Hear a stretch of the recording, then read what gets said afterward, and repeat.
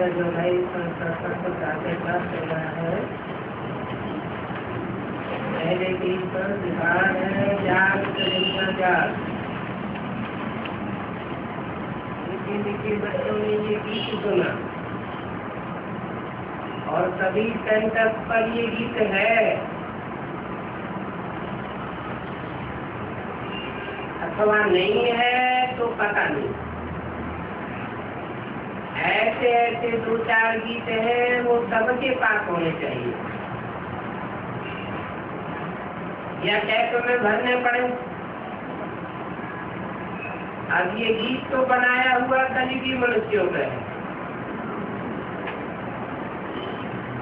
परंतु drama plan अनुसार बाप द्वारा कुछ किया हुआ है जो फिर बच्चों के काम आता है।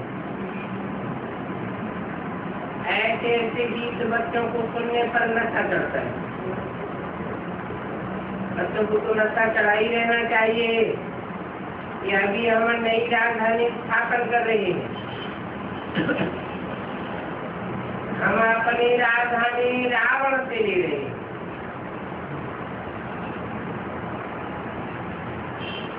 जैसे कोई लड़ते हैं तो ख्याल रहता है कि इनकी राजाई हम हक कर लें, इनका गांव हम अपने हाथ कर लें। अब वो सब तो हद के लिए लड़ते, और तुम बच्चों की लड़ाई तो है माया से, जिसका सिवाय तुम ब्राह्मणों के हो कोई को पता नहीं है। तुम जानते हो हमको इस विश्व पर उच्च रीति राज्य स्थापन करना है, अर्थात बाप से बदला लेना है। इसको वास्तव में तो लड़ाई भी नहीं कहेंगे। रामानुसार तुम जो तत्व प्रधान थे अभी तमो प्रधान बने हो, तो फिर तत्व प्रधान बनना है। तुम अपने जन्मों को नहीं जानते।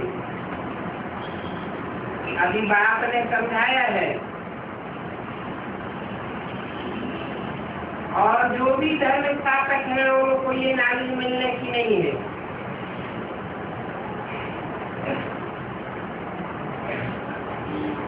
बाप तुम बच्चों को ही बैठ करके समझाते हैं। जब उन धर्म के कामों को ही ये नाली मिलने की नहीं है तो उनके पालोस को कैसे मिलेगी। बताया भी जाता है धर्म ही ताकत है, रिलीजनिज्म एक्ट कहा जाता है। भारतवासियों को यही पता नहीं है कि हमारा धर्म क्या है। तुमको बाप द्वारा पता पड़ा कि हमारा आदि सनातन देवी देवता धर्म है, बाप आकर के तुमको उसी घर में ले जाते। तुम जानते हो हमारा धर्म सुख बहुत देने वाला है। तुमको कोई से भी लड़ाई आज नहीं करनी है। तुमको तो अपने इस धर्म में टिकना है और बाप को याद करना है। इस बात में भी समय लगता है। ऐसे नहीं कि सिर्फ कहने से स्थित हो जाते हैं। स्वधर्म में स्थित होने के लिए पुरुषार्थ करना पड़ता है। तो अंदर में ये याद रखनी है कि हम आत्मा है शांत स्वरूप। अभी हम आत्मा तमो प्रधान पतित बनी हो, पवित्र बनकर हमको फिर वापस चल जाना है। बाप से बदला लेने के लिए अपन को आत्मा निश्चय कर बाप को याद करना है। तो तुमको नशा चढ़ेगा कि हम तो ईश्वर की संतान है।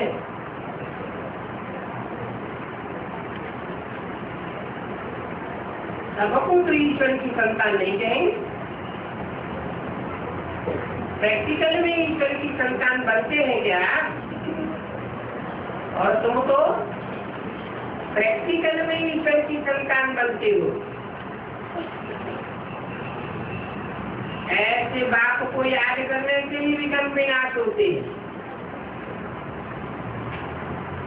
कितना सहज है। याद से हम पवित्र बने फिर शांति धाम में चले जाएंगे। दुनिया तो इन शांति धाम सुख धाम की बातों को भी नहीं जानती है, बिल्कुल इडियट हो गए। ये है ही आसुरी संप्रदाय।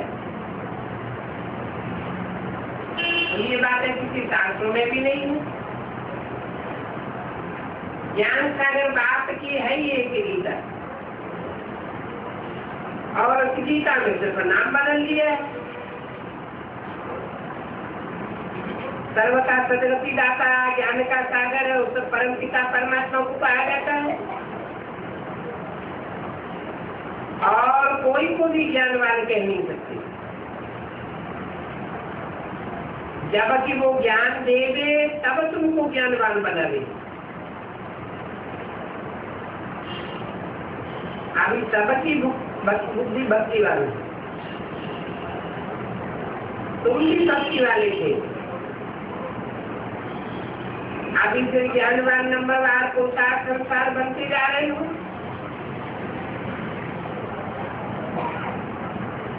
कोई में ज्ञान है, कोई में नहीं है, तो क्या कहेंगे? अगर भक्ति भी छूटी और ज्ञान भी नहीं है, अगर ज्ञान हो तो ज्ञानी हो दूसरों को सिखा दे, नहीं है तो क्या कहेंगे? उनको कहेंगे दोनों ही जहानों दिए। तो जहान में उनके पद पाए नहीं सकेंगे। बाप सर्विस के लिए कितना उछाल मारते रहते हैं। बच्चों में तो अभी भी वो ताकत नहीं आती है जो कि कोई को अच्छी रीति समझा ले। ऐसी ऐसी युक्तियां रखे, पर बच्चे मेहनत को बहुत करते हैं, परंतु रिजल्ट कम निकलता है।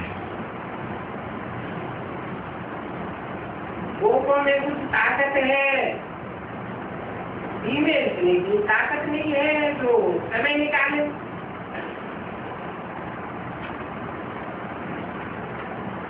राय निकाल के दे रहे। वो तो फिर भी पढ़े लिखे पोजीशन वाले होते हैं, जिसने प्रोग्राम बनाया है वो जोड़ा ही पढ़ा लिखा है, तो डबल का फोर्स आ गया।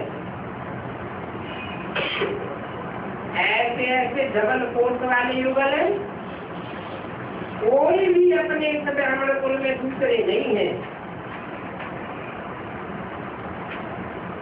ब्राह्मण मुक्त बल है, परंतु उन्हें भी ऐसा युगल एक ही है जो कि गोपों को खाए रहा है। उनको ख्याल आ रहता है कि संगठन हो जिसमें युक्तियां निकाले कि संयुक्त व्यक्ति को कैसे पाले। माथा मार रहे हैं, सीनियर में तो इतनी दम नहीं। नाम भी बन सकती सेना है, परंतु पढ़ी लिखी हुई नहीं है। अगर थोड़ी भी पढ़ी लिखी है तो झट उनमें से बहाना आ जाता है। बाबा ने ये भी समझाया है कि केवल लाई बहुत नुकसान करती है। ये बीमारी बहुत फैलती जाती है, इसलिए उछलते नहीं है। इसलिए बाबा पूछते भी है कि युगल सब ठीक चल रहे हैं,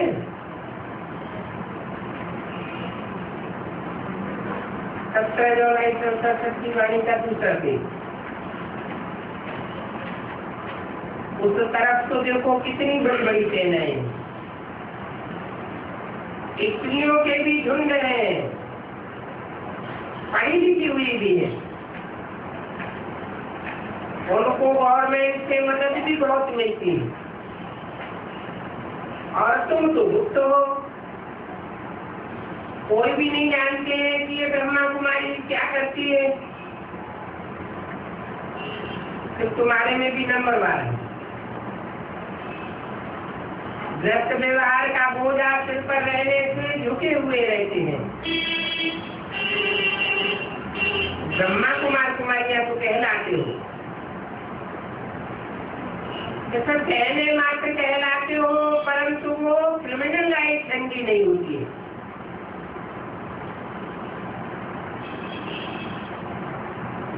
दोनों पहिए एक जैसे चलते रहे वो बहुत मुश्किल है।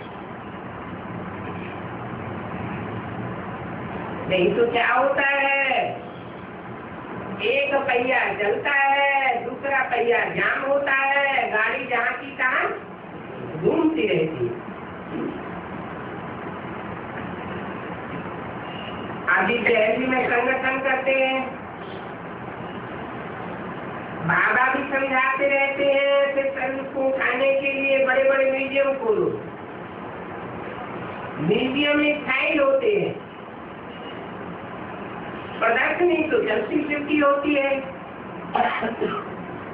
कोई धनवान भी है तो चलते नहीं है म्यूजियम खोलने के लिए, धन के भूखे हैं। बच्चा नहीं होता है तो भी गोद में ले लेते हैं। उछल नहीं आती है कि बाबा हम बैठे हैं, मैं बड़ा मकान लेकर के देता हूँ। बाबा की नजर दिल्ली पर है।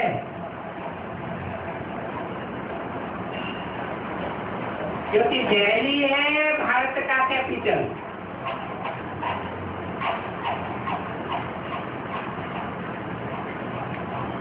बड़ों बड़ों की बैठक को कैपिटल कहा जाता है। अगर कैपिटल को जीत लिया तो सारी राजधानी जीत लेगी। कोई चढ़ाई करते हैं तो भी कैपिटल के ऊपर करते हैं। तो दिल्ली हेड ऑफिस। बाबा कहते हैं कि दिल्ली पर चढ़ाई करो।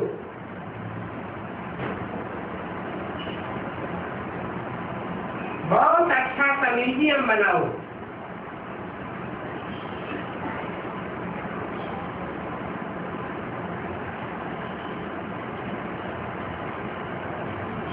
बाबा तो इस खाना भी देखने नहीं जाएंगे। तुम बच्चे ही इधर उधर आते जाते रहते हो। कोई अच्छे को समझाने के लिए अंदर घुसना चाहिए। गाया हुआ भी है कि पांडवों को कौरवों से 3 पैर पृथ्वी के नहीं मिलते थे। ये कौरव अक्षर भी तो गीता का है ना। भगवान ने आकर के राजयोग सिखाया। जो राजयोग सिखाया उस ज्ञान का नाम है गीता। परंतु गीता के भगवान का नाम दूसरा रख दिया।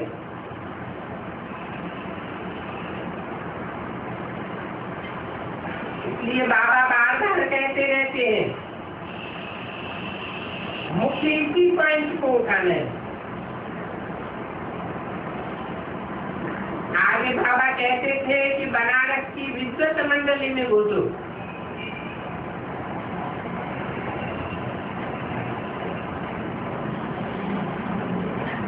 लेकिन वहां भी जीत पाए नहीं सके। बाबा युक्तियां तो बहुत बताते रहते हैं। की कोशिश करनी है। पहले तो कैपिटल में अच्छा फर्स्ट क्लास सेंटर हो।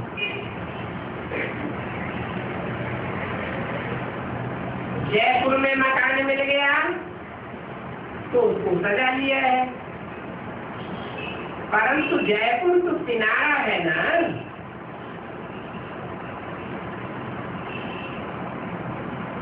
कहेंगे राजस्थान का कैपिटल है, परंतु होना चाहिए दिल्ली। धन दहली के ब्राह्मण कुलभूषणों में इतने धनवान नहीं है, परंतु और तरफ तो धनवान है ना। बाप बार बार समझाते रहते हैं कि ऐसे ऐसे बच्चे भी बाबा के हाथ में है।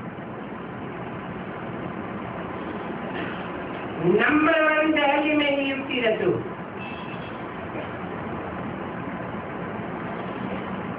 इस बात की म्यूजियम बनाने के लिए कौन सा म्यूजियम?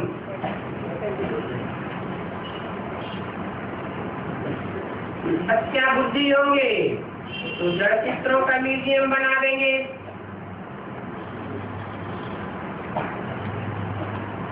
बालिक बुद्धि होंगे, सगीर होंगे तो चैतन्य म्यूजियम बना लेंगे।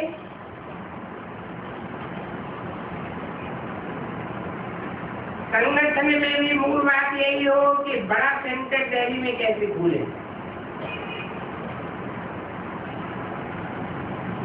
वो लोग तो दिल्ली में बहुत भूख हड़ताल आदि करते हैं, तुम तो ऐसा कुछ भी नहीं करते हो, लड़ना आदि कुछ भी नहीं करते हो, तुम तो सिर्फ सोए हुए को जगाते हो। तो दिल्ली वालों को ही मेहनत करनी है, कोई और क्लास ले लो।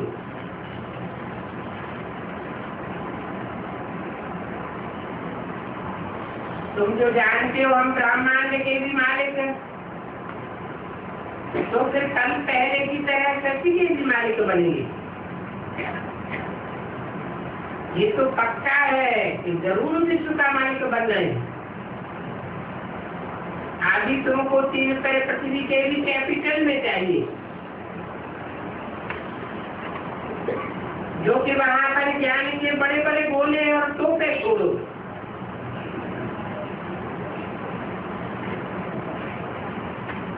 इतना नशा चाहिए, परंतु ऐसी तो कोशिश ही नहीं करते हैं। नशा आता ही नहीं है। माया ऐसी है जो एक दो में ही प्यार में नहीं होते हैं,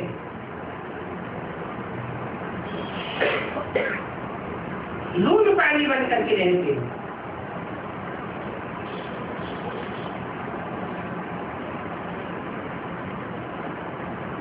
अच्छे पढ़े लिखे हैं और है भी धनवान, तो फिर उनमें दम नहीं है, झुके हुए धन के मोह में, बच्चों के मोह में झुके हुए। थोड़े थोड़े पुरुष हैं तो नौकरी आदि में फंसे रहते हैं। बड़ों का आवाज चाहिए ना। इस समय सारा भारत गरीब है।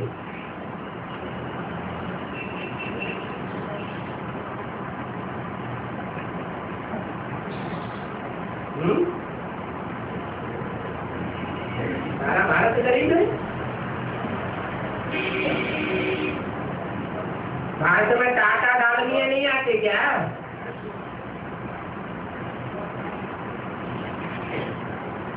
मैंने इशारा दिया कि जो विदेशियों को फॉलो करने वाले हैं, विदेशी सभ्यता को तरजीह देते हैं, विदेशी धारणाओं को तरजीह देते हैं, वो धनवान है।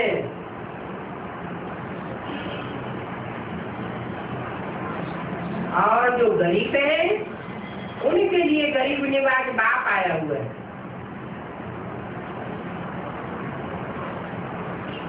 तो भारतवासी सारे ही गरीब हैं।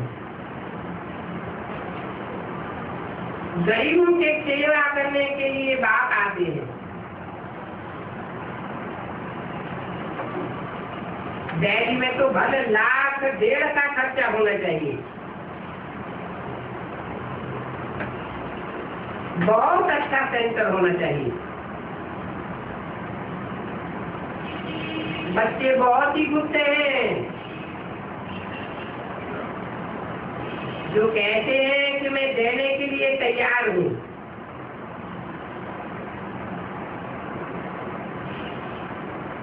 फिर बाबा भी लेकर के क्या करेंगे? इशारा देते रहते हैं। डेयरी वाले समझते हैं कि बाबा जान खिंचवाते हैं।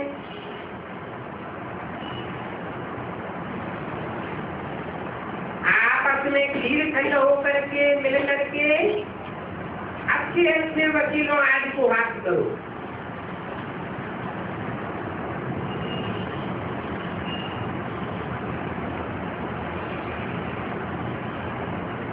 वो जमीन नहीं तो दूसरी जमीन हाथ करो।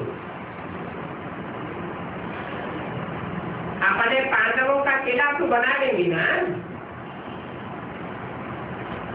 दिल्ली में ही बनाना होगा।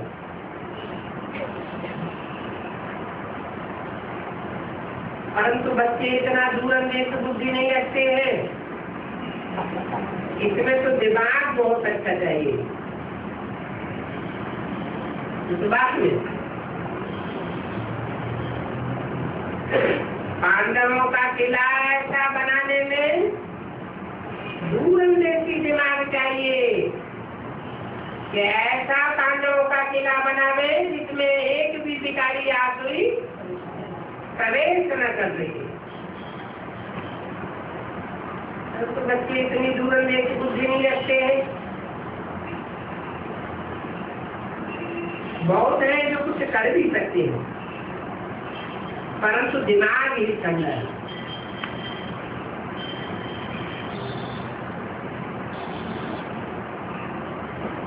वो लोग तो कहते हैं भारत हमारा देश है, हम ऐसे ऐसे करेंगे, परंतु खुद में दम भी नहीं, बिना मदद के उठ नहीं सकते। तुमको तो बाप से बहुत मदद मिल रही है, इतनी मदद जितनी बाप देते हैं और कोई को मिल नहीं सकती।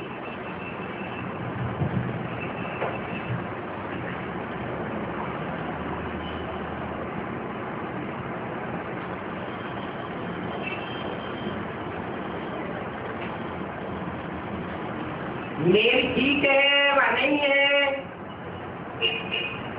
जहाँ मेल नहीं होता है तो वहाँ हार हो जाती है। 17 जुलाई 1967 वाली का ठीक रखी।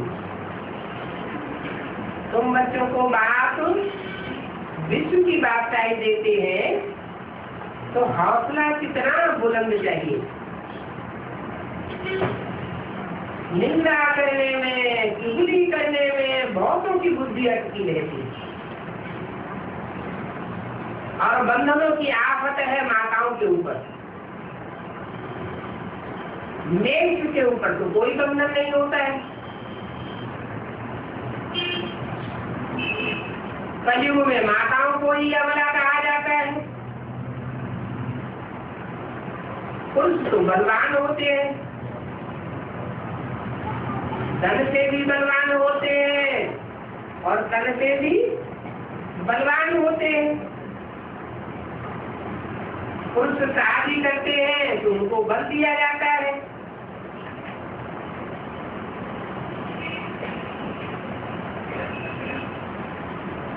पंडित जी कहते हैं कि तुम्हारा पति, गुरु, ईश्वर सब कुछ है, तो स्त्री तो जैसे कि पूंछ बन जाती है, पिटारी में लटकने वाली। तो सचमुच पूंछ बनकर ही लटक मरती है।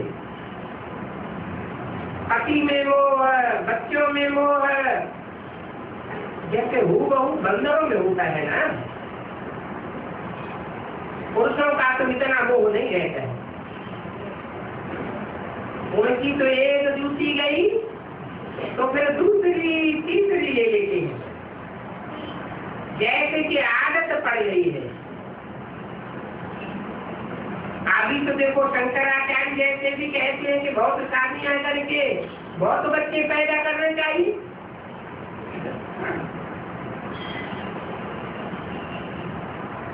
अभी क्यों कहते हैं, पहले क्यों नहीं कहते थे?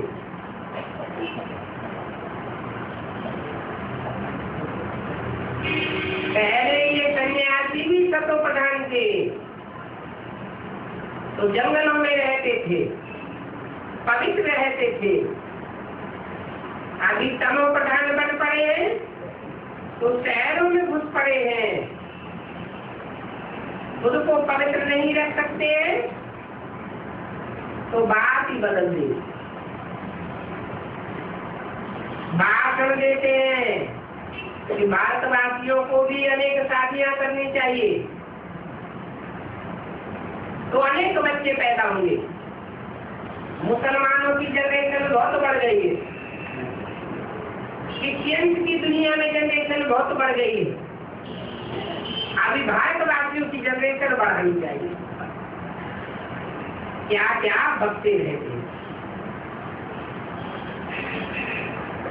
आवाज तो कोई करते ही नहीं है। ब्रह्मा कुमार कुमारियों में भी ताकत नहीं है जो कि उनको लिखे कि तुम सन्यासी होकर के ये क्या कह रहे हो। दूसरों को भाषण देते हो, पहले तो तुम शादियां करो तब दूसरों को शिक्षा दो। सब जैसे भी सोए हुए हैं, ताकत ही नहीं है। कोई कोई अखबार वाले मानते भी हैं तो फिर उनके पास जाते नहीं है। बाबा तो समझाते रहते हैं कि ये अखबार में डालो। पहली मुख्य बात गीता ये खंडन की हुई है,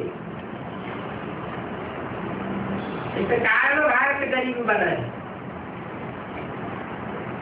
फिर बाप आकर के सच्ची गीता सुना करके राजयोग सिखाए रहे हैं।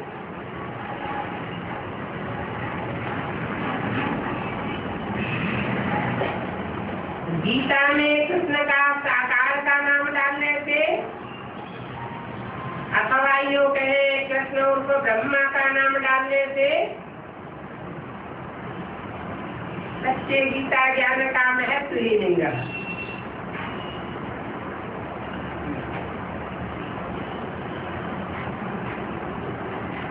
बाबा कहते तो बहुत है परंतु उत्तर नहीं आता है कि बाबा हम ये युक्ति रख रहे हैं। बाबा के दिल पसंद कोई समाचार भी नहीं आता है। बाबा तो कोई से बात नहीं करेंगे क्योंकि बाबा में तो शिव की पधरामणी है ना।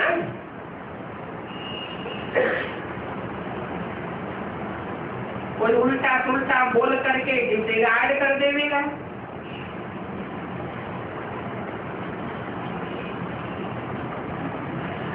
तो और ही डिसगार्ड होने से पाप बढ़ जाएगा। जैसे बोलो तो अपने ही नशे में रहते हैं, उनको क्या पता कि ये कौन है।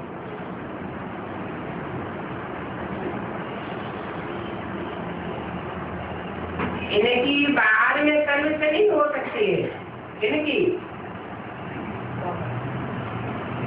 तो तन में प्रवेश करते हैं, उनके द्वारा बाहर की दुनिया वालों की सेवा नहीं हो सकती है। इसलिए बाबा ने कहीं पर जाना ही बंद कर दिया है।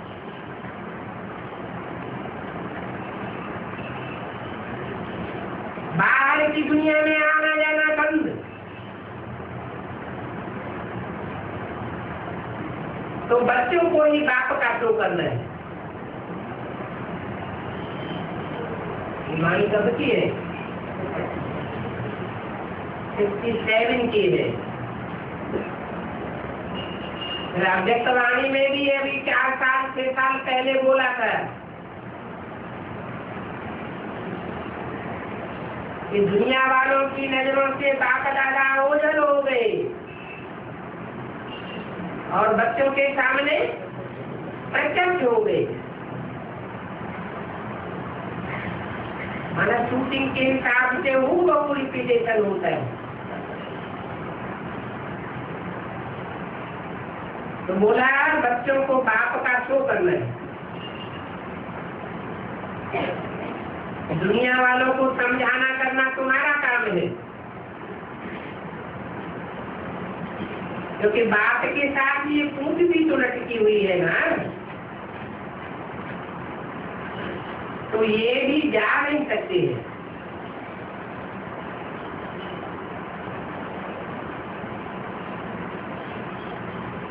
कहेंगे शिव बाबा हमें ये बात बताओ, ये हमारे पर आफत है, इस बात में हमको राय दो। ऐसी ऐसी बातें पूछते रहते। अरे बाबा तो आए ही है पतितों को पावन बनाने। बाप कहते तुम बच्चों को सब प्रकार की नॉलेज मिलती है, कोशिश करके आपस में मिल करके बड़ा सेंटर खोलो।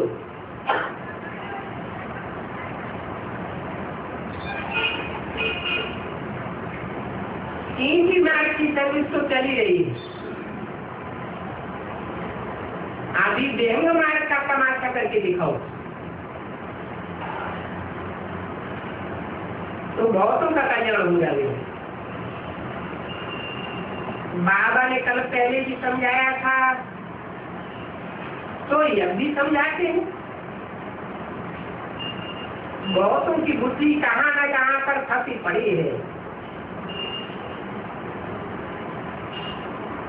ये देहदारी का लगाव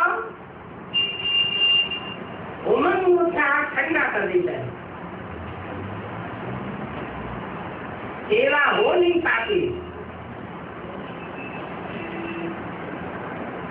बहुत बच्चों का आपस में रूहानी प्यार कम है, जितना ही प्यार बढ़ता जाता है जब देवान में आ जाते हैं। ये देवान तो बहुत खोटा है, तो देवान ने ही सारी सत्यानाश की है। अभी बाप सत्या ऊंची करने के लिए कितना सहज रास्ता बताते हैं। बाप को याद करो तो शक्ति आएगी, नहीं तो शक्ति आती ही नहीं। बल सेंटर संभालते हैं परंतु नशा नहीं करते, तो देवान बहुत है। देही अभिमानी बने तो नशा भी चढ़े कि हम किस बाप के बच्चे हैं। बाप कहते हैं जितना जितना तुम देही अभिमानी बनते जाएंगे उतना उतना बाप का बल तुम्हारे अंदर भरता जाएगा। आधा कल्प का देह अभिमान का नशा है, ऐसे नहीं कि बाबा ही ज्ञान का सागर है। हमने भी तो ज्ञान उठाया है, बहुतों को समझाते भी हैं,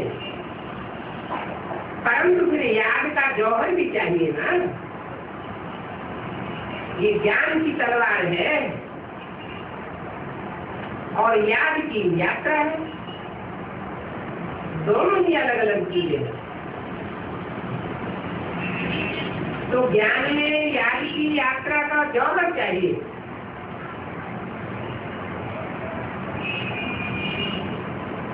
वो नहीं है तो जैसे कि काट की तलवार हो जाती है। सिख लोग तलवार का कितना मान करते हैं, वो सिख लोग तो हिंसक थे।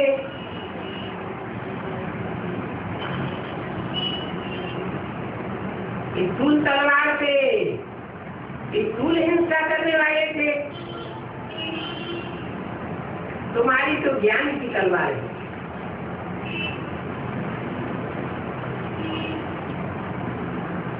उन्होंने हिंसक तलवार से लड़ाई की, तुम ज्ञान की तलवार से लड़ाई लड़ते हो। वास्तव में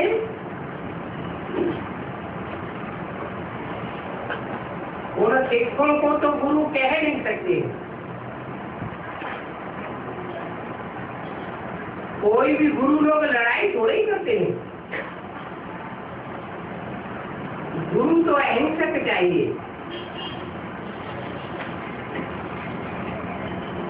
लड़ाई से कोई संगति होती है। तो देखो दुनिया में क्या क्या होता रहता है।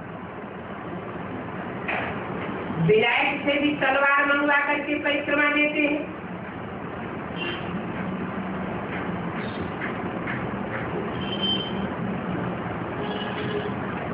जलसा मनाते हैं। और तुम्हारी योग की बात है। विलायत से तलवार मंगाने का मिसाल क्यों दिया?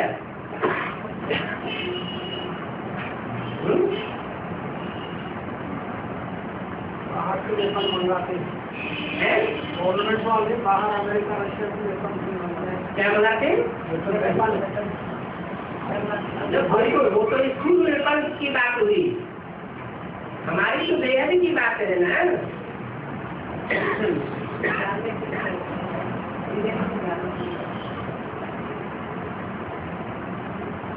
विजय माला की मुखिया कहाँ से आ गई? विदेश से आ गई। तो इशारा किया कि भक्ति मार्ग में तो स्थूल रूप में मनाते हैं। वो यादगार है कहाँ की? यहाँ की यादगार है। वो ज्ञान की तलवार विदेश से मंगाते हैं, फिर परिक्रमा दिखा दिलवाते हैं पूरे देश में, जल से याद मनाते रहते हैं। परंतु याद के बल के बिना तलवार काम में नहीं आएगी।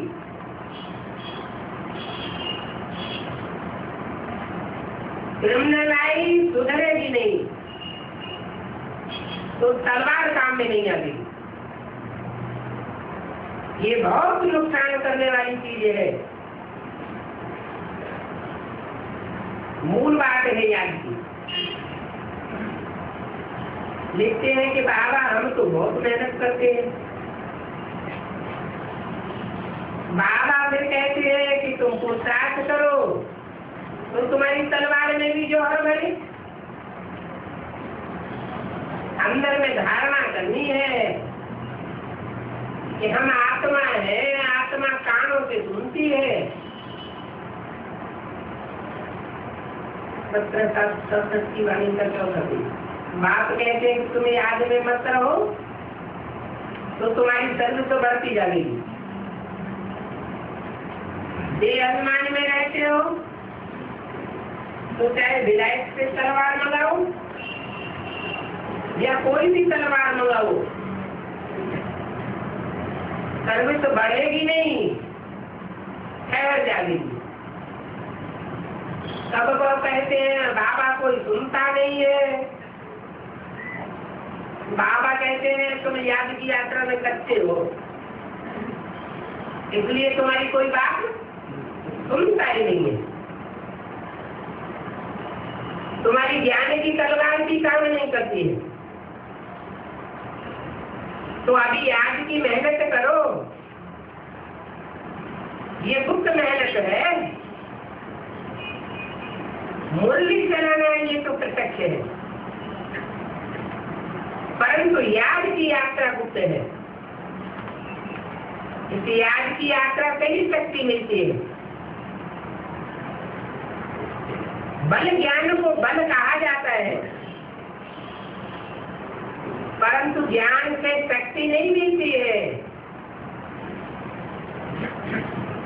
ज्ञान सुन करके खुशी आती है। धर्म करने से खुशी और बढ़ती है, परंतु ताकत किससे आएगी? याद किया कर। तुम पतित से पावन याद के बल से बनते हो। ज्ञान के बल से कोई पतित से पावन नहीं बनता है। तो कमाई का पुरुषार्थ करना है। बच्चे कहते हैं बाबा कब कब तो बहुत खुशी रहती है, कब पता नहीं क्या हो जाता है।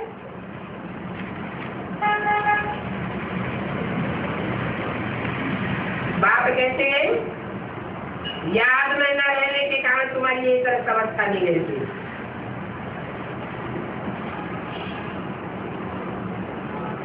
है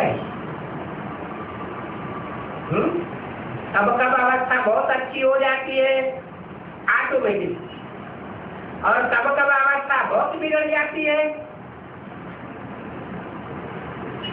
बहुत कोशिश करने पर भी अवस्था नहीं बनती। कारण क्या है?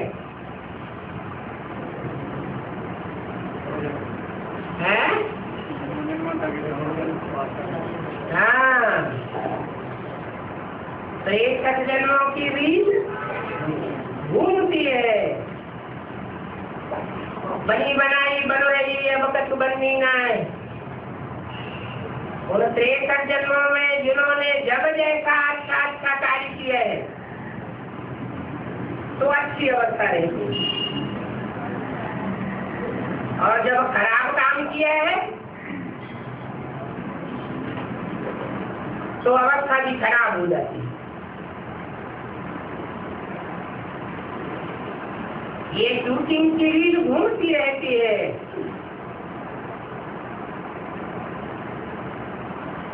परंतु बाप कहते हैं तुम याद की यात्रा में अड़ग रहो तो क्या होगा?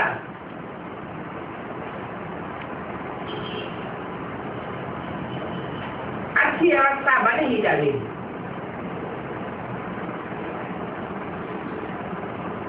बच्चों को किस्म किस्म के गुटके आते हैं। स्टूडेंट्स को टीचर याद नहीं पड़ता होगा।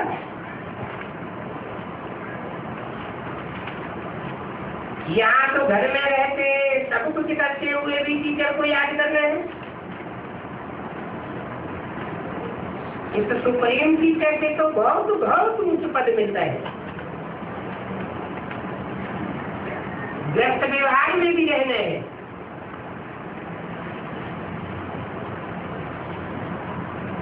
व्यस्त व्यवहार में रहते टीचर की याद रहे तो भी बाप और गुरु याद जरूर आवेंगे। कितने प्रकार से समझाते रहते हैं, परंतु घर में भी धन दौलत बाल बच्चे आदि को देख करके सब भूल जाते। बाप समझाते तो बहुत है। तुमको रूहानी सर्विस करनी है। बाप की याद की ही है ऊंची से ऊंची सेवा।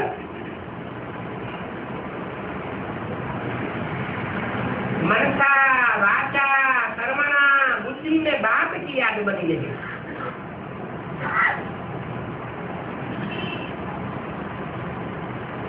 वाचा में बाप की याद कैसी बनी रहेगी? क्या तरीका है? वाचा से बाप के गुणगान करते रहो, बाप का सुनाया हुआ ज्ञान सुनाते रहो, और कर्म कर्मेंद्रियों से जो भी कर्म करो वो बाप के प्रति अर्पण होने वाला हो तो बाप की ही याद आएगी। सदैव मुख से ज्ञान की बातें करो, किसी को भी दुख नहीं देना है, कोई कर्तव्य नहीं करना है। पहली बार अलग न समझने से कुछ भी नहीं समझेंगे। तो पहले अलग पक्का करवाना चाहिए। जब तक अलग पक्का नहीं होगा तब तक कोई भी आगे नहीं बढ़ सकेंगे। तो पहले अलग पक्का कराओ, फिर आगे बढ़ो। कौन से चित्र पर? त्रिमूर्ति के चित्र पर अलग को पक्का कराना पड़े। कौन है अलग पर और कौन है बे?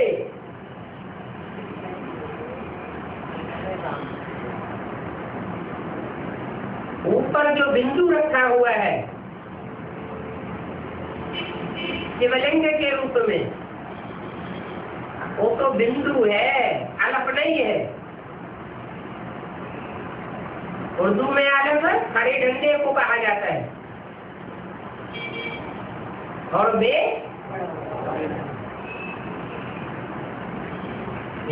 सतयुग के बादशाह को कहा गया।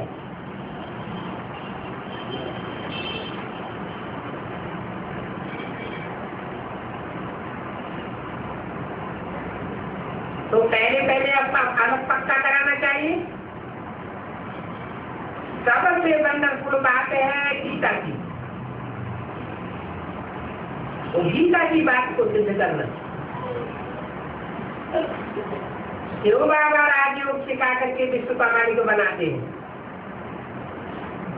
ये राजयोग तक तो बच्चा नहीं सिखा सकता।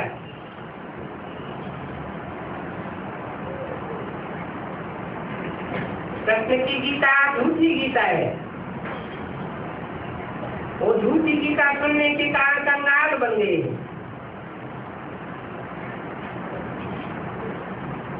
इस चीज की दुनिया में माया का पाउंड तो बहुत है।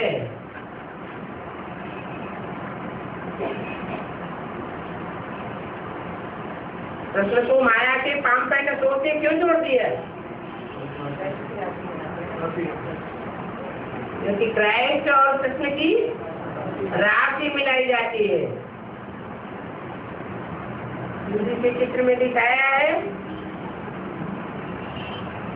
भारत के 84 जन्मों की कहानी। भारत का उत्थान, भारत का पतन। उसे कृष्ण की कहानी नहीं कहेंगे। कृष्ण नौतन उत्थान को पाता है और आखिरी जन्म में नौतना पतन को पाता है। पीढ़ी के चित्र में भी लास्ट में कृष्ण अंतिम जन्म में ब्रह्मा के रूप में खड़ा हुआ है और राम की आत्मा पड़ी हुई।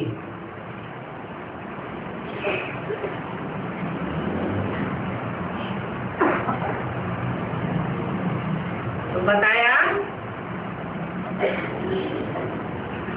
ये तीसरी दुनिया है जिसमें माया का कॉम्पेंड तो बहुत रहता है। दो नाम है, माया और राम। दोनों एक दूसरे के अपोजिशन में। कहीं बोला गया शास्त्रों में या कहीं भी कृष्ण और माया नहीं। अभी तो देखो कितना फैशन हो गया है। फैशन कौन से धर्म से जाति निकला? क्रिश्चियन धर्म से।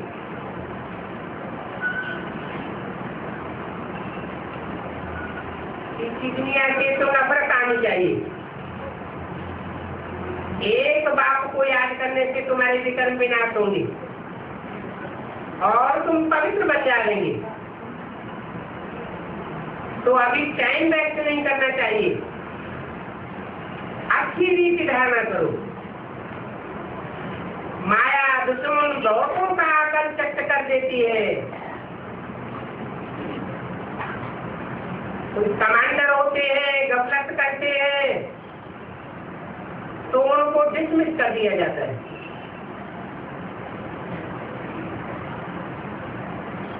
खुद कमांडर को भी लज्जा आ जाती है।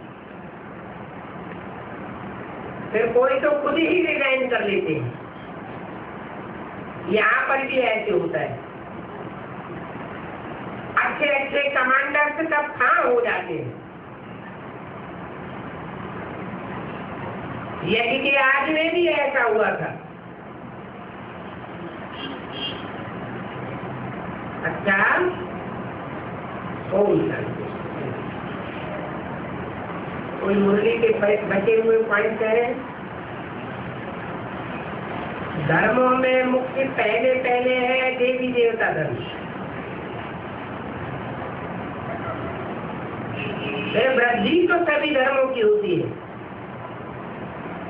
झाड़ बनता है, अनेक अनेक धर्म, अनेक अनेक मत हो जाते हैं।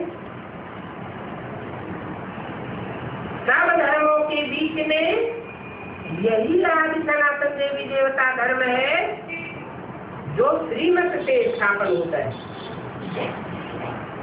और सब धर्म मनुष्य गुरुओं की भक्त मत से स्थापन होते हैं। और देवी देवता सनातन धर्म सत धर्म है जो सतयुग में फैलता फूलता है। उसकी स्थापना श्रीमत से होती है। इसमें द्वैत की बात नहीं है, ये अद्वैत मत है। श्रेष्ठ से श्रेष्ठ एक बात की। अद्वैत से बनते हैं देवता और द्वैत से बनते हैं दैत्य।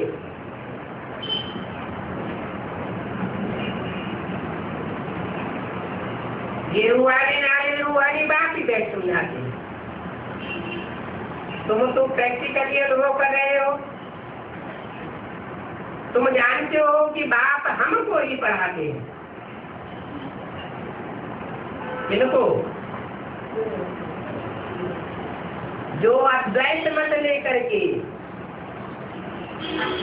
एक ही मत लेकर के एक से पढ़ाई पढ़ते हैं, वो है अद्वैत देवता बनने वाले आत्मा। ऊंच से ऊंच पद इस अद्वैत मत से ही मिलता है। हमको तो बहुत इनकम होती है।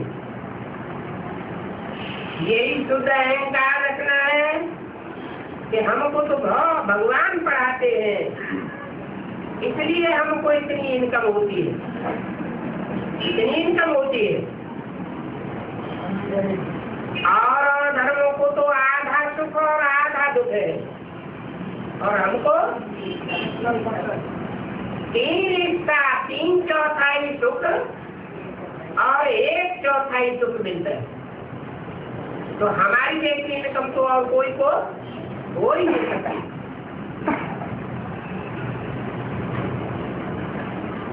और बाकी क्या चाहिए?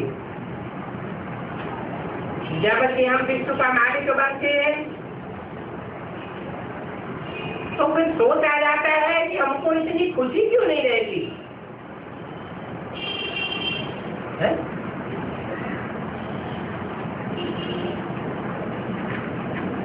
हम इतनी प्राप्ति करते हैं, ऊंच से ऊंच पद पाते हैं, फिर हमारी खुशी स्थायी क्यों नहीं रहती है? हम ऊपर नीचे क्यों होते हैं?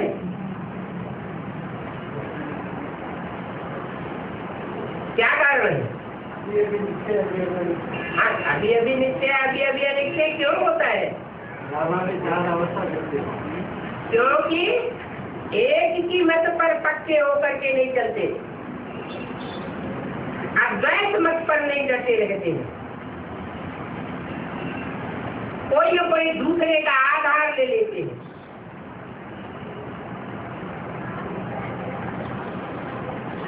तो तुमको यही शुद्ध अहंकार रखना है कि हमको तो भगवान पढ़ाते हैं।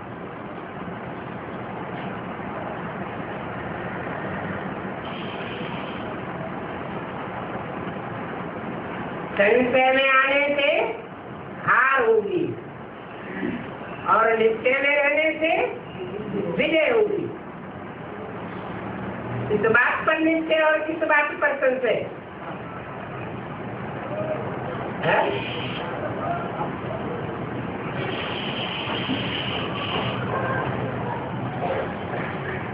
पहले तो अपनी आत्मा पर निश्चय कि मैं आत्मा 84 जन्म लेने वाली बाप का पक्का देवता बच्चा हूँ, डायरेक्ट बाप से पढ़ाई करने वाला हूँ और अंत तक मैं एक बाप से पढ़ाई करने वाला हूँ। अपनी आत्मा पर निश्चय। दूसरा 84 जन्म लेने वाली जो पक्की आत्मा लौंड पाठधारी है, उनका बाप कौन, टीचर कौन, सदगति करने वाला सदगुरु कौन, जो एक ही जन्म में सदगति कर देता है। और तीसरा नीचे ड्रामा के ऊपर जो हुआ कल्याणकारी हुआ, जो हो रहा है उसमें भी कोई ना कोई कल्याण समाया हुआ है और आगे भी जो होगा कल्याणकारी होगा। हमारे लिए सारा ड्रामा ही कल्याणकारी है, हमारा कल्याण हो नहीं सकता।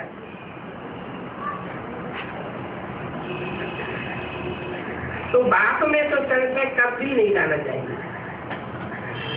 माया संशय में ला करके भुलाई देती है। किसको?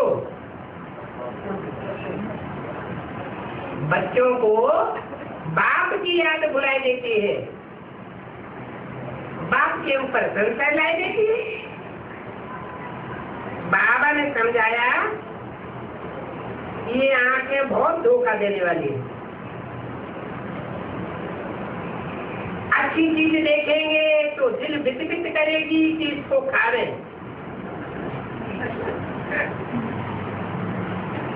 आंखों से देखते हैं तो कोई के ऊपर क्रोध भी आता है मारने के लिए। आंखें देखेंगी ही नहीं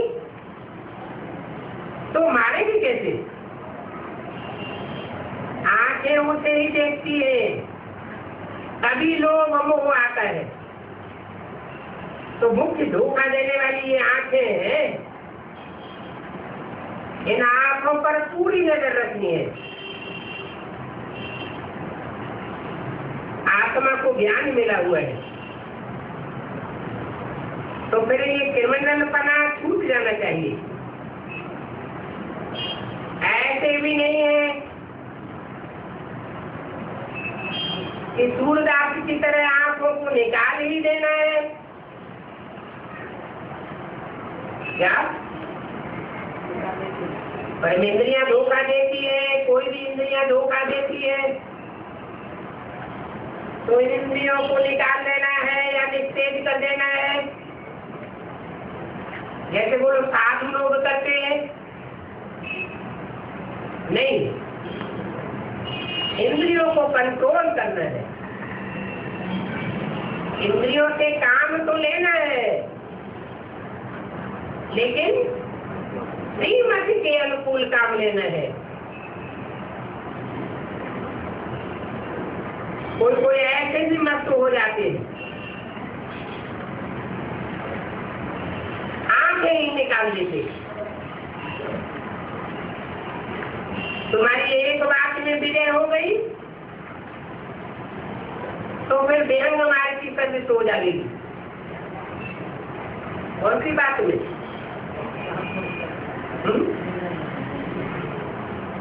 गीता का भगवान कौन?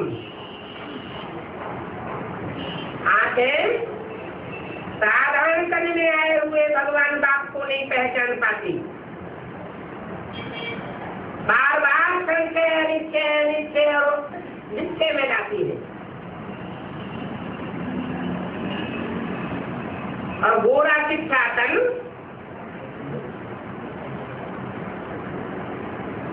याद आ जाता है, उसके लिए बुद्धि में पक्का हो जाता है कि ये गीता का साकार भगवान है।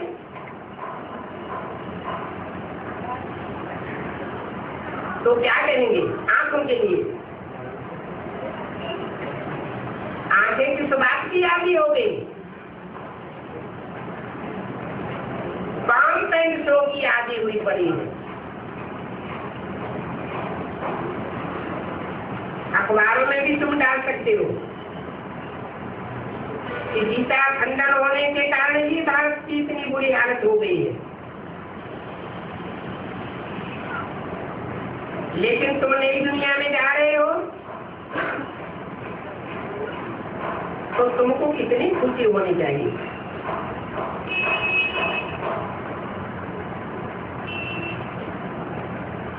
ओम शांति।